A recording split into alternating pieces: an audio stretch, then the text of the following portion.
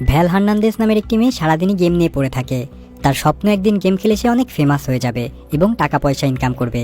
সময়টা 2017 সাল, আর ভ্যাল তার ডিভোর্সড বাবা কার্লোসের সাথেই থাকে। তো একদিন ভ্যালের বাবা তাকে একটি রেস্টুরেন্টের জবের জন্য ইন্টারভিউ দিতে যেতে বলে, আর ভ্যাল ইচ্ছা না থাকা সত্ত্বেও ফর্মাল ড্রেস পরে বেরিয়ে পড়ে। বাইরেই তার বয়ফ্রেন্ড ইভান তার জন্য গাড়ি নিয়ে অপেক্ষা করছিল।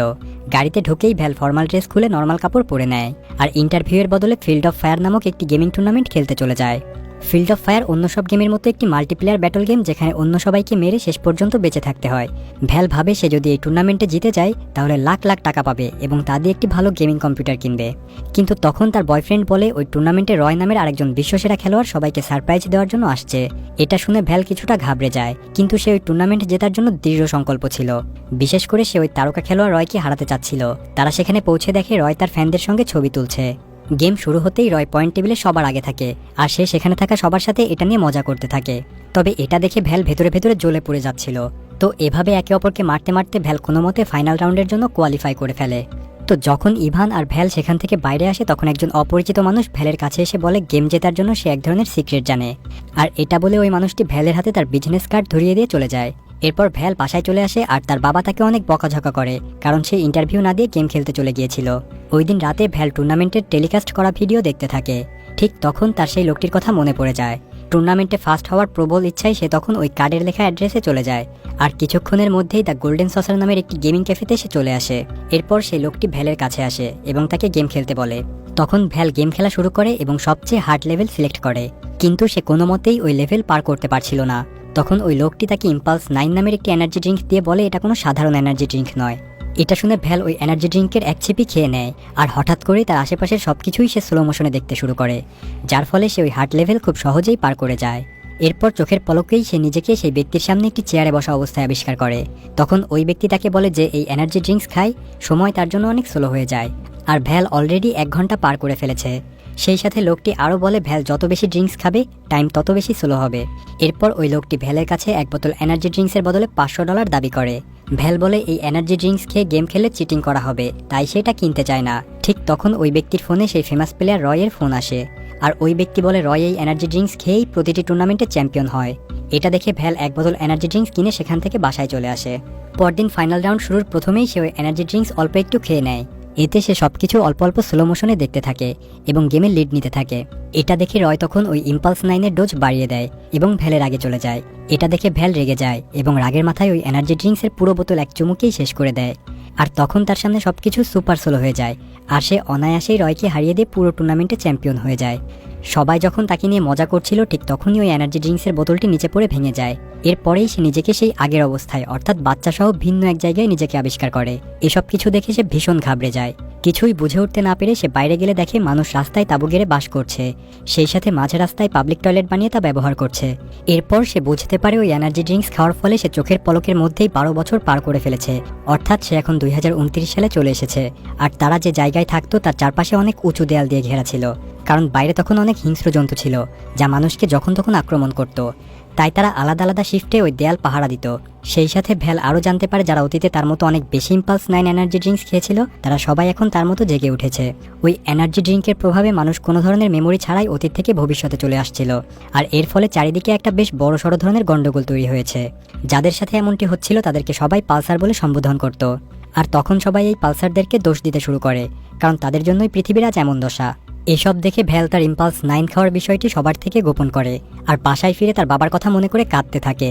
তখনই সেখানে একজন পুলিশ অফিসার আসে আর ভ্যালকে বাথরুম পরিষ্কার করতে বলে, কিন্তু ভ্যাল যেতে না চাইলে পুলিশ অফিসারটি তাকে মনে করিয়ে দেয় সে একজন সাফা ইন্সপেক্টর, তাই তাকে বাধ্য হয়ে বাথরুম পরিষ্কার করার জন্য যেতে হয়। এভাবে বেশ কয়েকদিন কেটে যায় এবং ভ্যাল ওই পরিবেশের সাথে নিজেকে মানিয়ে নিয়েছে। সে এখন প্রতিদিন গার্ড হিসেবে দায়িত্ব পালন করে, জামা কাপড় পরিষ্কার করে এবং নিজের বাচ্চাদেরকে সময় মতো স্কুল থেকে নিয়ে আসে।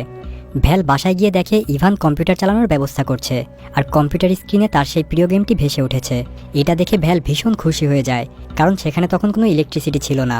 তাই সে বাচ্চাদের সাথে তার সেই প্রিয় গেম খেলার জন্য বসে পড়ে। কিছুক্ষণ পরেই ইভান খুবই আতঙ্কিত অবস্থায় ঘরে ঢোকে, আর ভ্যালকে বলে সে আজ তার গার্ডের ডিউটি পালন করতে ভুলে গিয়েছে, তাই তার জায়গায় পাহারা দেওয়ার ড্যান ভিতরে ঢুকতে পারেনি এবং তাকে সেই হিংস্র পশু মেরে ফেলেছে। এটা দেখে ভ্যালের খুবই খারাপ লাগে, কারণ তার ভুলের কারণে একজন মানুষ মারা গিয়েছে। এরপর ভ্যাল বাসায় চলে আসে আর ইভানকে বলে সে কোনোভাবেই এই পরিবেশের সাথে নিজেকে মানিয়ে নিতে পারছে না। তাই ভ্যাল সিদ্ধান্ত নেয় সে ওই দেয়ালের বাইরে অর্থাৎ যেখানে হিংস্র পশু রয়েছে সেখানে যাবে। তবে যাওয়ার আগে ভ্যাল তার হাজবেন্ড ইভানের জন্য একটি চিঠি লিখে যায় এবং চিঠিতে লিখে যায় ভ্যাল নিজেও একজন পালসার ছিল। ইভান যখন ওই চিঠিটা হাতে পায় তখন সে কথা কিছুতেই বিশ্বাস করতে পারছিল না। এদিকে ভ্যাল মরুভূমির মতো সেই জায়গাটাতে হাঁটতে থাকে এবং একটি পরিত্যক্ত বাড়ির কাছে আসে। আর ওই পরিত্যক্ত বাড়িটি ছিল মূলত সেই ক্যাফে যেখানে সেই অদ্ভুত লোকটি তাকে ইম্পালস 9 হ্যান্ড ওভার করেছিল। এটা দেখে ভ্যাল ওই ক্যাফের ভেতরে যায় এবং সেখানে গিয়ে সেই অদ্ভুত মানুষটিকে আবারও দেখতে পায়। কিন্তু ওই অদ্ভুত মানুষের বয়স একটুও বাড়েনি আর এটা দেখে সে অনেক অবাক হয়ে যায়। ভ্যালের মাধ্যমে মানুষটি জানতে পারে যে সে মাত্র 1 সপ্তাহখানেক আগে ইম্পালস 9 এর ঘোর থেকে বেরিয়ে এসেছে। তখন ওই লোকটি ভ্যালকে বলে এই এনার্জি ড্রিঙ্কসের কারণে আরও অনেক মানুষের জীবন এভাবে নষ্ট হয়ে গিয়েছে আর তার কাছে এসব মানুষের কষ্ট দূর করারও উপায় ছিল। এরপর ওই লোকটি ভ্যালের সামনে ইম্পালস 9 এর একটি বড় বোতল রাখে এবং বলে এটি পান করলে ভ্যাল চিরদিনের জন্য পৃথিবী থেকে বেরিয়ে আরও কয়েক বছর ভবিষ্যতে চলে যাবে। সেই সাথে লোকটি ভ্যালকে গেম খেলতে খেলতে এই এনার্জি ড্রিঙ্কস খাওয়ার আইডিয়া দেয় আর আইডিয়াটা ভ্যালের ভালো লেগে যায়। তাই সে তার প্রিয় গেম খেলার জন্য বসে পড়ে এবং যখনই সেই এনার্জি ড্রিঙ্কসের বোতলটি হাতে নিতে যায় তখন তার মেয়ের দেওয়া একটি ড্রয়িং ওপেন করে আর তখনই তার হাজবেন্ড ইভান এবং বাচ্চাদের সঙ্গে কাটানো সময়গুলো মনে পড়তে থাকে। এরপর ভ্যাল ওই এনার্জি ড্রিঙ্কস খাওয়া বাদ দিয়ে আবারও তার পরিবারের কাছে ফিরে যায়, কিন্তু সেই বড় দেওয়ালের কাছে গিয়ে দেখে সেখানে তার হাজবেন্ড ইভান গার্ডের দায়িত্ব পালন করছে। তখন ইভান তার উপর খুবই রেগে যায় এবং তাকে ভেতরে ঢুকতে বাধা দেয়। তখন ভ্যাল ইভানের কাছে তার সমস্ত কাজের জন্য ক্ষমা চাইতে থাকে।